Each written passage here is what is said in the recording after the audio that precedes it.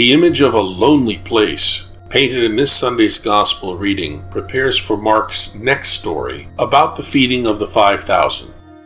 But this image is worth pondering for fresh insights it can give into our Mediterranean ancestors in the faith. Mark chapter 6, verses 30 through 34. And gathered together, the authorized change agents to Jesus reported all they had done and taught. And he said to them, "Come away, you ourself, to a lonely place and rest a while." People were coming and going in great numbers, and they had no opportunity even to eat. So they went off in the boat by themselves to a lonely place. People saw them leaving, and many came to know about it. They hastened there on foot from all the towns and arrived at the place before them. When he disembarked and saw the vast crowd, his heart was moved with compassion for them, for they were like sheep without a shepherd, and he began to teach them many things. In the New Testament, the Greek word translated lonely or deserted and used with place basically describes an uninhabited region or one with a very small population.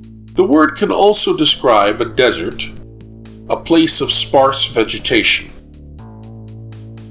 Although the two ideas are related, the New Testament usage applies more often to population than to a place of sparse vegetation.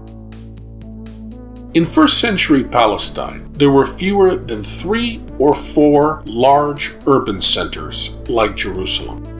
90% of the population lived outside these large polis in hamlets or villages with a small number of residents. The population of tiny Nazareth may not have been more than 150 and could even have been as small as 50 persons. Try to imagine privacy in a settlement that small. These tiny settlements were not packed densely close to each other. There was a significant distance between them, and this uninhabited space was generally viewed as chaos or a lonely place.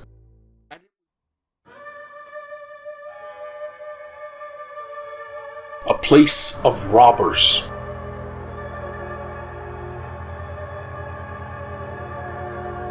Wild beasts. And unclean spirits.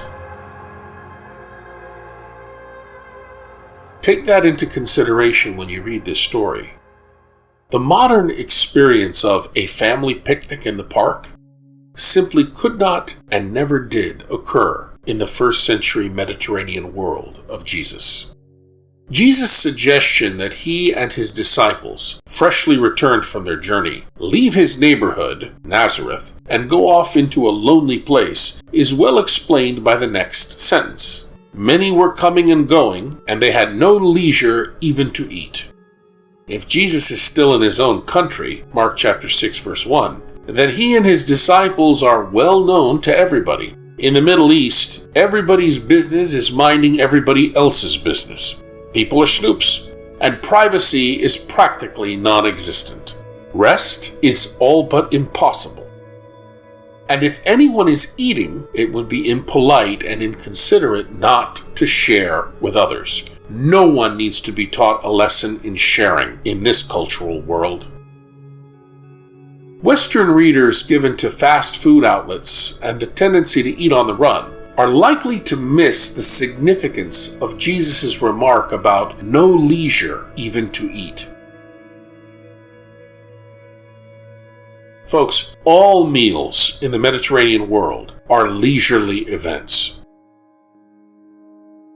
Even more important than the nourishment, meals provide opportunities for strengthening personal bonds between those at table.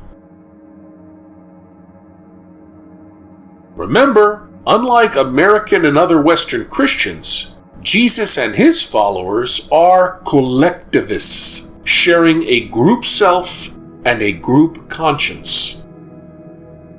Life outside the group for Jesus and everyone he knew was impossible. Since the disciples were away from Jesus for a while, it was extremely important to renew the bonds between them. The author we call Mark and his audience would know that like the back of their hands. And what better way to renew the bonds they shared than to share a leisurely meal? And because of the snoopy and annoying people, Jesus and his followers are forced to have this meal in an unbecoming, unhumanized, ghastly place. So it was quite likely that Jesus and the 12 took food with them, which they could not eat in leisure in his own neighborhood. Perhaps it was the 5 loaves and 2 fish that appear at the feeding of the multitude in Mark chapter 6, verse 38. Yet the nosy crowds are relentless. They give Jesus and his followers no rest. The anonymous author we call Mark presents a humorous picture. Many saw them going and knew them, and they ran there on foot from all the towns and got there ahead of them. Don't miss the comedy in here, folks. Also, don't imagine that these Galilean people merely saw Jesus and his faction going off. Please understand the implication. Some people are certainly keeping a close eye on Jesus and his followers. Now, any group in this Middle Eastern Mediterranean social world going off to a lonely place raised suspicions. What the hell were they doing? What do they have to hide? What are they up to? Why are they being so secretive? Who does such a thing? Who goes off to uninhabited places, known to be rife with demons and wild beasts? If nosy people wanted to stay in the know, and that's what everybody in the circum-Mediterranean world needs to do, well, they had to run to get to the boat's landing place even before the vessel arrived. Jesus' response to them is compassion, because they were like sheep without a shepherd. The Hebrew word for compassion derives from the word for womb. In the fiercely gender-divided world of the Middle East, compassion is considered a female value and virtue. Whoa, hyper-ethno-masculine Jesus! You're going off script!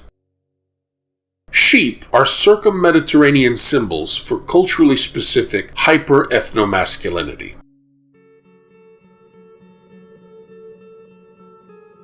But even so, they are basically dumb animals.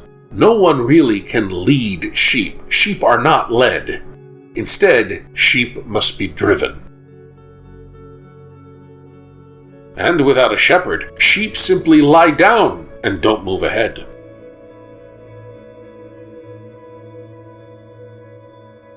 Jesus perceives that the people have basic needs that are going unmet.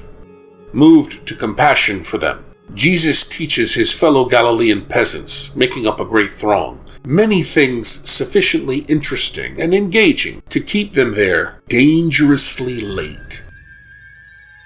Being in an uninhabited place, far from kin, and without provisions, everyone wonders, what's next? Unfortunately, the Frankenstein designers of our common lectionary vivisect the Gospels and splice them together as they see fit, regardless of context. So, they have us abandon Mark and jump over to John next week, creating a storyline the evangelists really didn't imagine or intend.